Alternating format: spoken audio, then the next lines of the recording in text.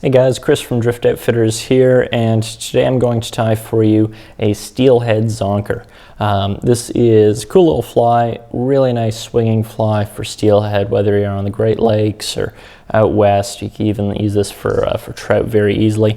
It's really not too different from a standard Zonker, maybe a little quicker to tie. It doesn't use a mylar tubing body, but rather a diamond braid body.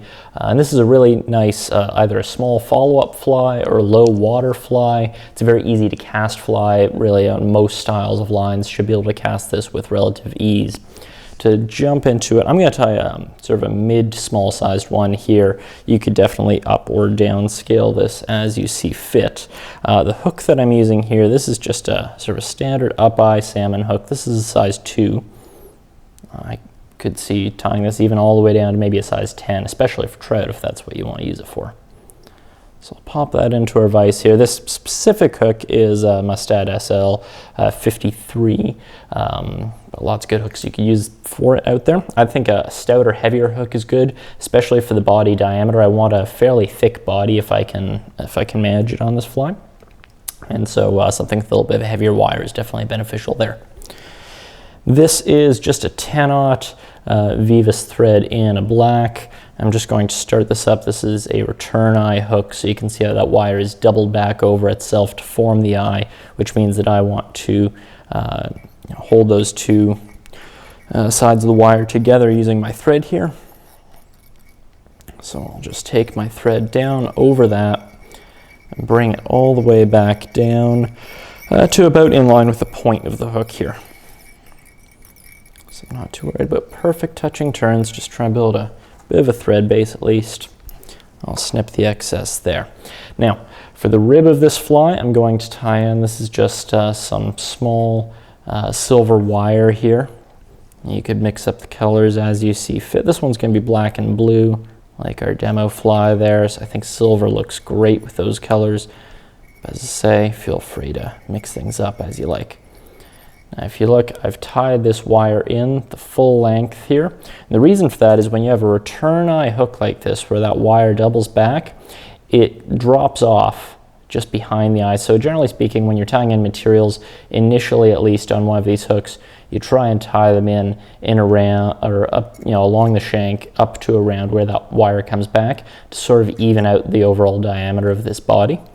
So I've tied that in the full length, and as I say, that's going to be our rib. For the actual body, what I have here, this is a diamond braid. This is holographic black. You could use tinsel for this. You could even use dubbing if you wanted to.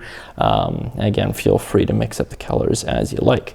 If anything, I would usually go with a lighter underbody color as opposed to a darker one, just because if you think of the bellies of most bait fish and things, they're lighter than the tops. So either match it or go a little bit lighter on the body. I'm going to take a relatively long length of this, and again, I'm going to tie it in just to where basically that return eye comes back, and then I'm going to tie it down the whole length of the body to help build it up a little bit here. So bring my thread all the way back down, so that starts right back where that wire is, and then I'm just going to bring my thread right back up, like so. Now I'm going to just start wrapping this diamond braid to begin with, starting at the back, coming forward. Just try to cover up that body nicely, maybe slightly overlapping each turn, just to help build up a little bit of body here.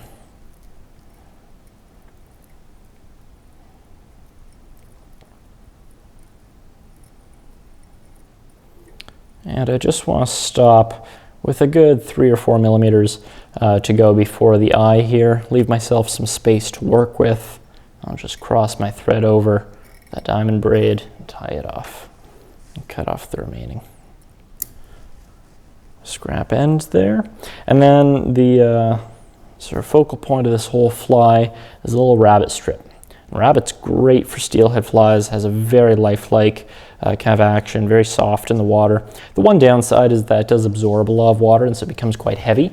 So you really want to try and keep rabbit to a minimum in most flies, unless you're casting a really big line and a strong rod that can carry that fly out there.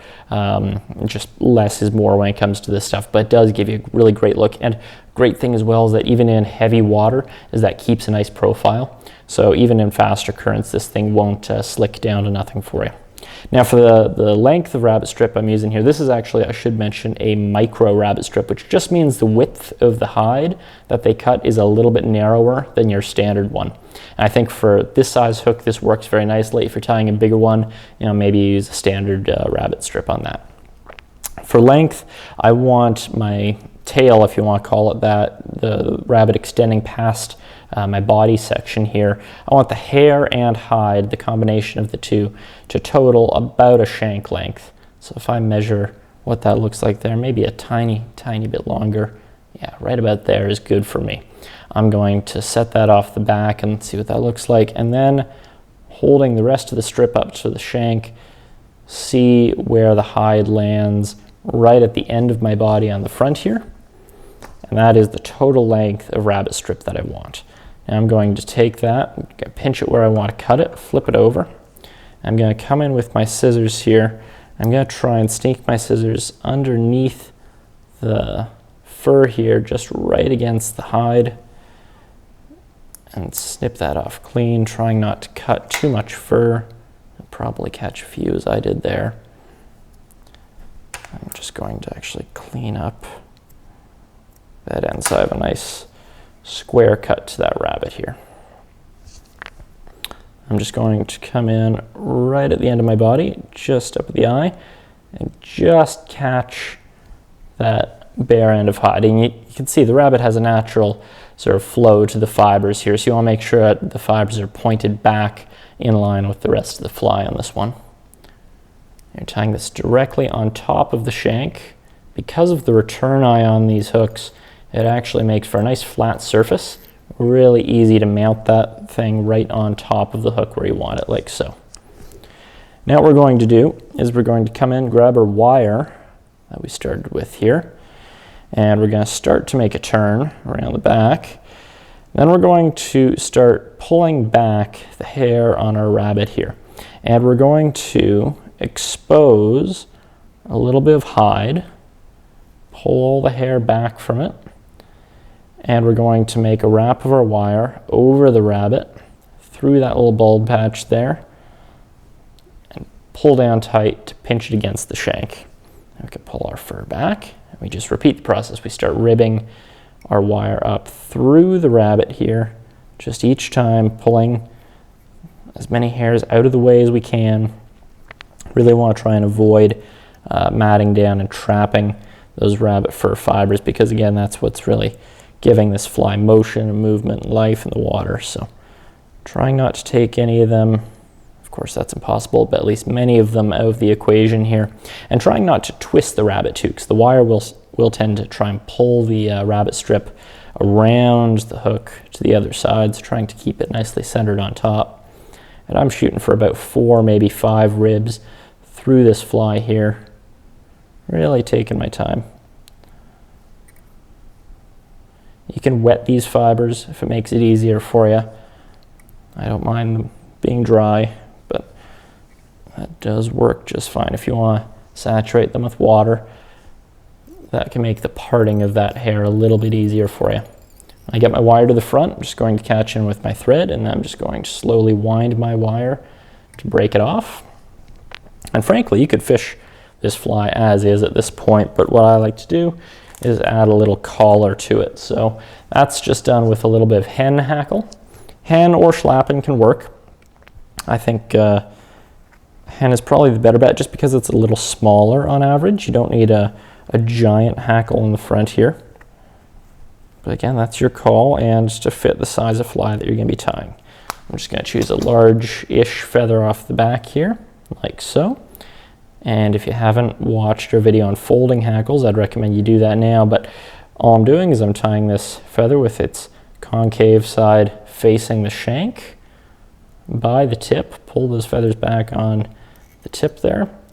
couple of turns to catch that in. If you really want to make sure that this isn't going anywhere, you can pull that tip back and put a couple more wraps on top of it, just to make sure it doesn't slip out on you. Trim off the excess. Now, I'm just going to tidy that up a little bit there. Now we'll just take our hackle. I'm going to fold it to one side.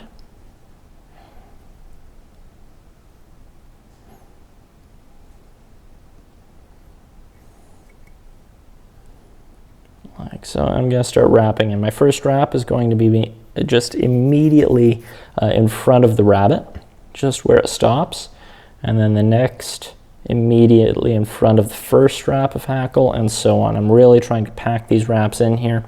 About 3, maybe 4 wraps is all you really want. I just want to round out the taper of this fly a little bit. Otherwise it's very top heavy, this fly. Figuratively, aesthetically speaking, that is. Obviously not really weighted at all, this fly. But this just sort of rounds out that profile. And once I've got a few wraps on there, I'll just come over there with my thread, make a few good tight wraps to secure that, trim off the excess, any stray fibers I can brush back into the fly and hold back with a few extra turns of thread, and I'm just going to tidy up now with my thread, cover up any loose ends, build a nice neat little head.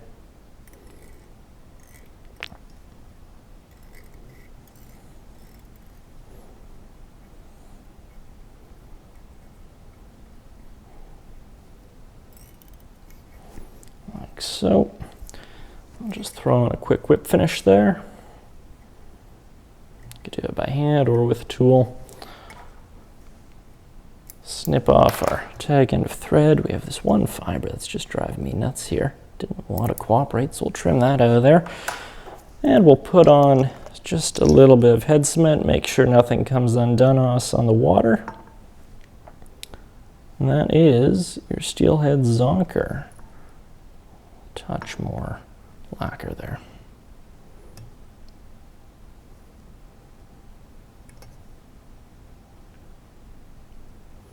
There we are, ready to hit the river.